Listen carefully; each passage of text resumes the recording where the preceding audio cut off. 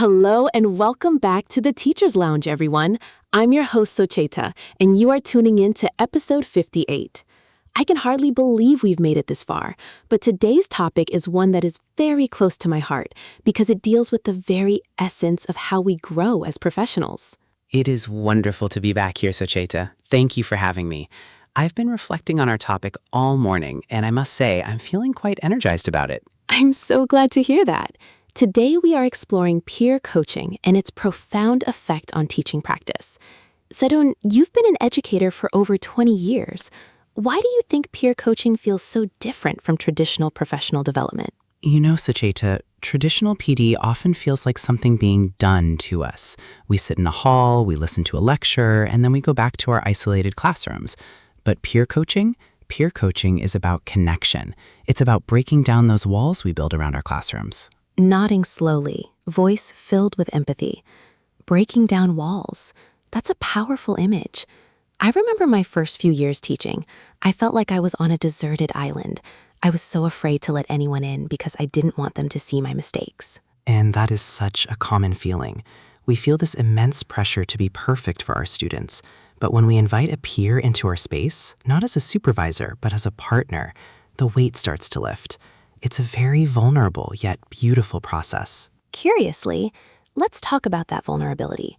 For a teacher who is nervous about starting this, how do we move from fear of judgment to joy of collaboration? It starts with trust. In peer coaching, the coach isn't there to give a grade or a performance review. They are there to be a second pair of eyes. When you realize your colleague is there to help you solve a puzzle, like why a certain group of students isn't engaging, the fear turns into a shared mission. It's like having a co-pilot. I remember a time when a colleague observed me and noticed that I only called on students on the left side of the room. I had no idea I was doing it. Exactly. We all have those blind spots. And that's the magic. When my peer pointed out that my wait time after asking a question was only 1 second, it changed my entire classroom dynamic. I felt empowered, not criticized. So, for our listeners who want to implement this, what does the actual process look like? Is it just someone sitting in the back of the room with a notebook? Not at all. It's a cycle. First, we have the pre-conference. This is where we sit down over a cup of coffee and talk.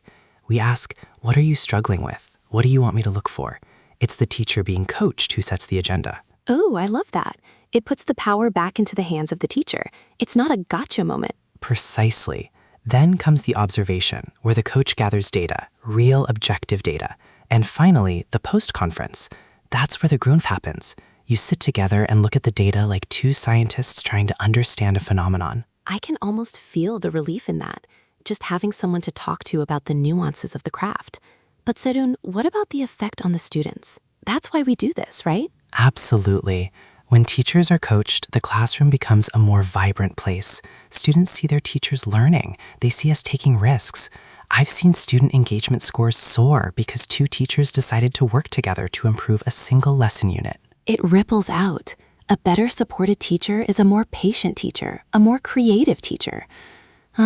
It makes the school feel like a community of learners, not just a building full of separate rooms. It really does. It changes the culture.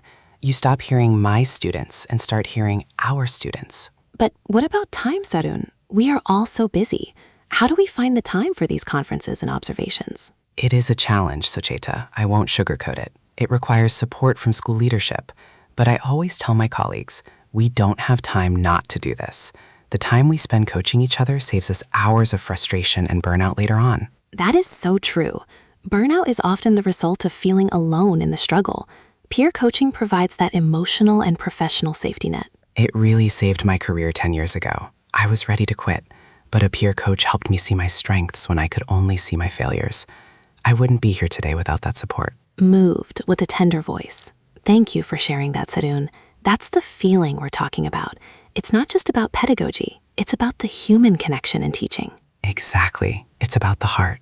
When we support each other, we bring our best selves to the children. Brightly looking at the clock, we are coming to the end of our time, though I feel like we could talk about this for hours. If you could give one piece of advice to a teacher listening right now who is hesitant to try peer coaching, what would it be? Warmly and encouragingly, I would say start small.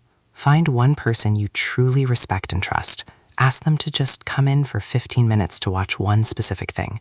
With a smile, you'll find that once you open that door, the fresh air that comes in is absolutely worth it. With a joyful tone, fresh air. What a perfect note to end on.